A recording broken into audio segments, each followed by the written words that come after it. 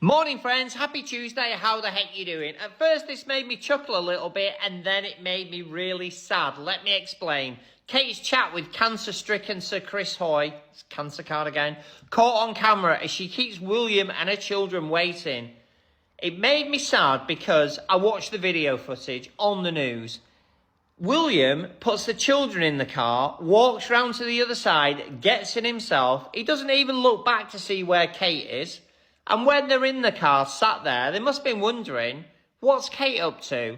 Didn't get out to check. He didn't even look back at her when he put the children in the car and put himself in the car. And any media outlet on the world can try and sell to me that this is a happy and brilliant marriage.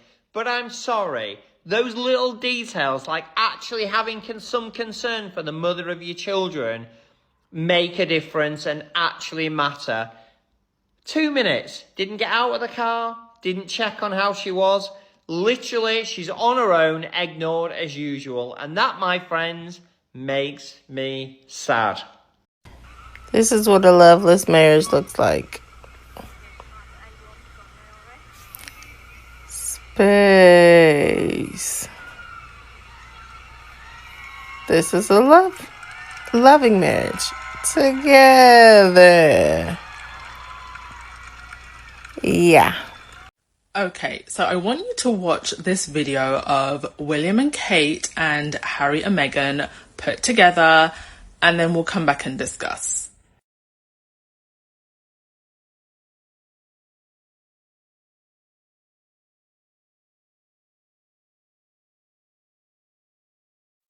You know, it's just so interesting to me that whenever we see something like this from William and Kate, the so-called body language experts with their Groupon qualifications who constantly micro-observe everything that Harry and Meghan do suddenly just disappear.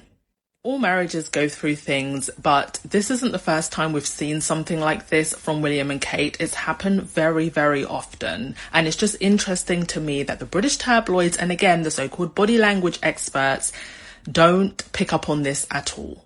But if it was Harry that was to shoo away Meghan's hand like that, it would literally be the front page of the Daily Mail. Harry and Meghan's divorce is coming, or something stupid like that. I've been saying for a while that Kate is still playing for the cameras, but William gave up some time ago. Royal couples are very good at staying together for the sake of duty, but at a certain point, even the most hardline royalists are going to start to notice. Also, the fact that these two bits of footage were taken barely a week apart is sending me. Karma knows everybody's address, and it just kind of seems like everything that the haters wish for Harry and Meghan seem to be circling back to them.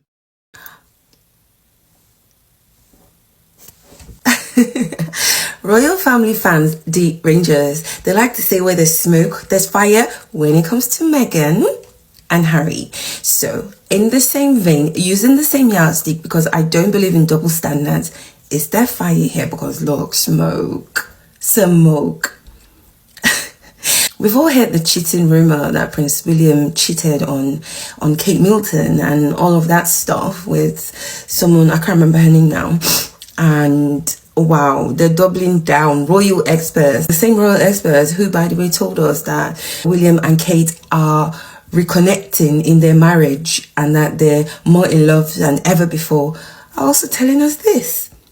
Wow. So guys, do we believe in this smoke and fire? Because again, as we all know, there's some things in the press, there's some things journalists cannot say in the press because they've said there's an injunction, super injunction, not to talk about things concerning Prince William. And there's a blackout, a media blackout concerning news about him, which I believe. I believe there's a blackout and I believe there's a super injunction because I've seen some things that the British press, the British media had not talked about, that other press in other countries have talked about. So, guys, I'm going with the Rangers on this one. Where there's smoke, there's fire. Especially in light of their reconnecting in their marriage and sending royal experts to tell us how in love they are and all of that stuff. People that are in love don't send royal experts out to tell us. We can see it and we can't see it in this. William and Kate. I don't see it. Their fans do, but we know why they do. You know what's funny? The palace can hire the best PR people in the world. They can send out briefings, friendly newspapers can write glowing headlines, commentators can spend all week telling us what we're supposed to think. But there's one thing they can't negotiate with: the camera. The camera doesn't attend meetings, the camera doesn't read palace talking points. The camera just records whatever happens. And that's why this little moment got people talking. Not because somebody wrote a dramatic headline, because people watched the footage for themselves. That's the difference. For years, we've been sold this picture of William as the perfect husband, the caring one, the attentive one, the man who's always looking out for Kate. Then along comes one unscripted clip, and suddenly people are scratching their heads. They're saying, hang on, that doesn't look like the story we've been hearing. That's why the internet exploded. Not because somebody forced an opinion on people. People made up their own minds after watching the video. And that's something no press office can control. Here's what makes me laugh. You can write 1,000 articles saying everything is wonderful. You can get every royal expert to repeat the same lines. But if the video leaves people with a different impression, good luck arguing with millions of eyeballs. Regular people trust what they see. That's just human nature. Think about your own life.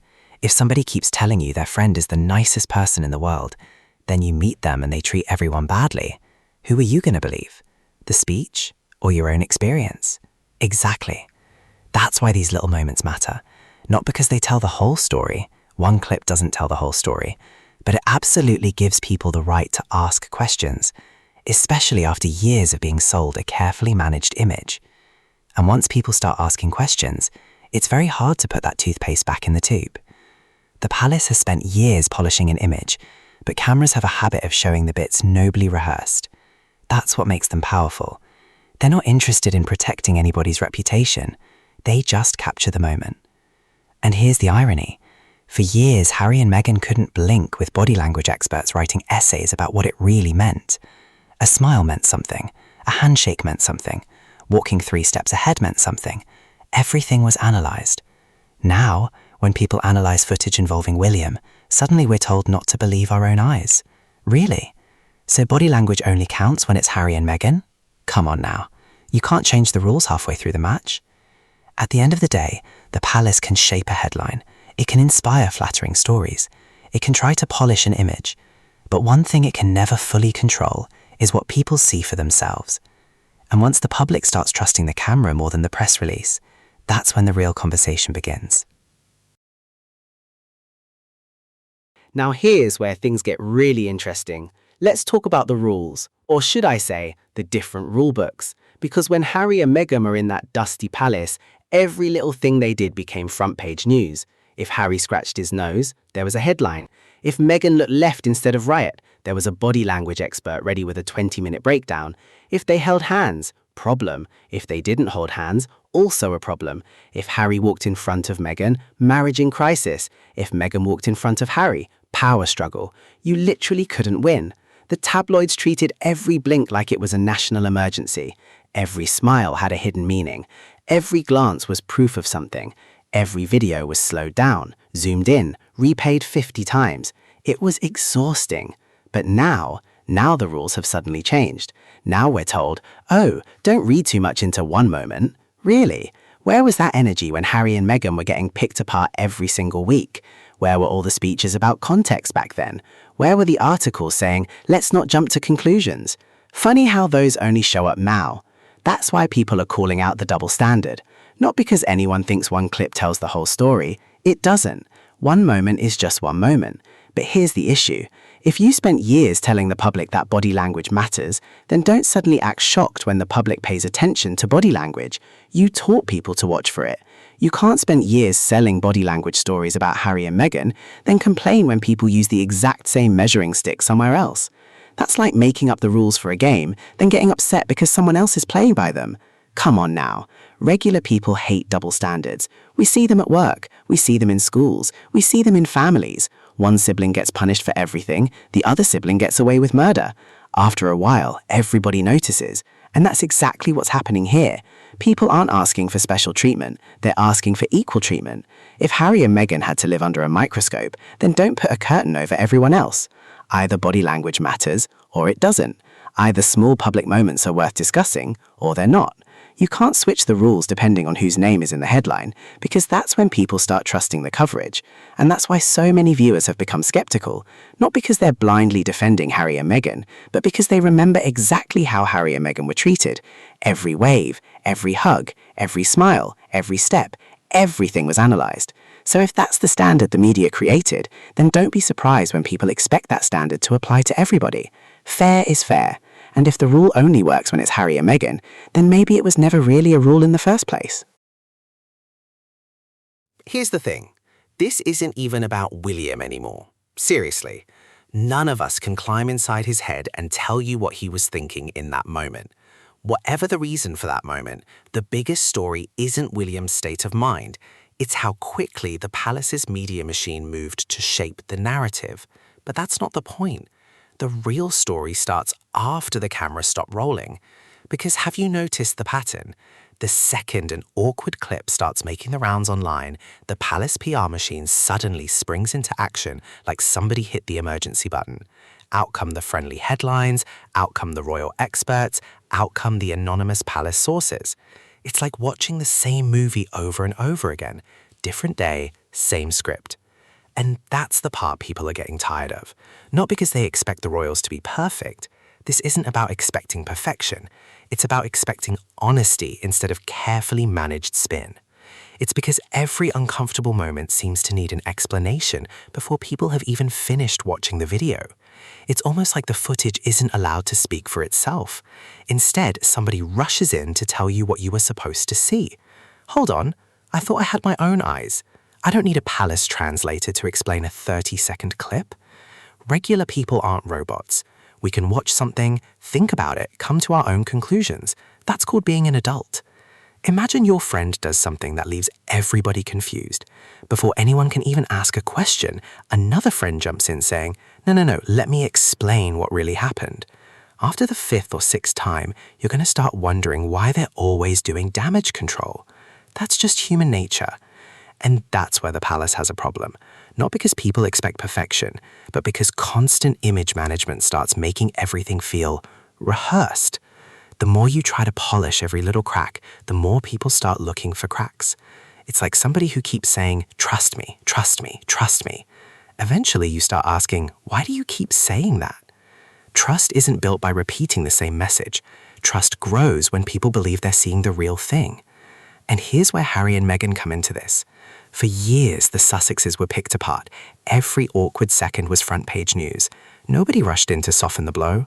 Nobody was telling the public, maybe don't judge too quickly. The criticism was allowed to run wild. But now, the response feels completely different. That's why so many people are questioning this system itself. Not because of one video, not because of one walk to a car, but because they're noticing a pattern. A pattern where protecting the royal brand sometimes seems more important than simply letting the public decide what they think.